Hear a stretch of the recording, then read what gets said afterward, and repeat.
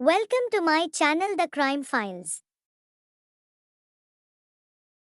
छत्तीसगढ़ के एक छोटे से गांव रामपुर में पहाड़ों के बीच एक प्राचीन गुफा थी। लोग कहते थे कि वह गुफा सैकड़ों साल पुरानी है और उसमें रहस्यमयी शक्तियां हैं। लेकिन उस गुफा में न कोई भूत था, न कोई खजाना। वहां रहता था एक 70 साल का बुजुर्ग चाचू। चाचू का असली नाम रामलाल था, लेकिन गांव के हर बच्चे और बड़े के लिए वह बस चाय वाले चाचू थे।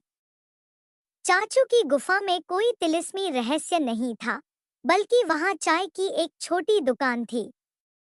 लेकिन उनकी चाय साधारण नहीं थी। चाचू कहते थे कि उनकी चाय में एक ऐसा सपनों का मसाला है जो हर घूंट के साथ पीने वाले को उसकी भूली बिसरी इच्छाएं और सपने याद दिला देता है। गांव वालों के लिए यह एक चमत्कार से कम नहीं था। कोई किसान उनकी चाय पीकर अपने पुराने संगीत के शौक को फिर से जीने लगता, तो कोई गृहिणी खोए हुए कविताओं के संसार में लौट जाती। चाचू हर किसी से एक ही सवाल पूछते थे, तुम्हारा सपना क्या है? गुप्त मसाले का रहस्य।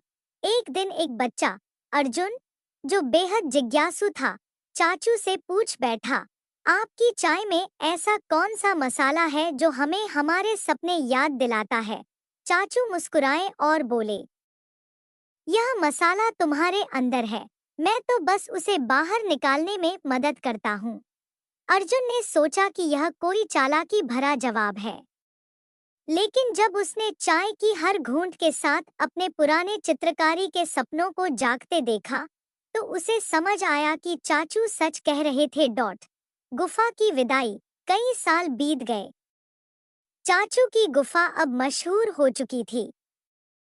दूर दूर से लोग उनकी चाय पीने और अपने सपनों की तलाश में आते थे। लेकिन एक दिन चाचू ने सबको बुलाया और कहा, अब समय आ गया है कि तुम सब अपनी चाय खुद बनाओ और अपने सपनों को खुद जगाओ। चाचू ने अपनी गुफा बंद कर दी और हमेशा के लिए कहीं दूर चले गए। उनकी गुफा खाली थी, लेकिन गांव वालों का दिल उनके सपनों और चाय के जादू से भरपूर था। हर घर में अब सपनों की चाय बनने लगी थी। सीख। इस कहानी से हमें यह समझने को मिलता है कि हमारे सपने और इच्छाएं हमारे ही अंदर होती हैं। कभी कभी हमें बस एक प्रेरणा की जरूरत होती है, जो हमें उन तक पहुंचने में मदद करे।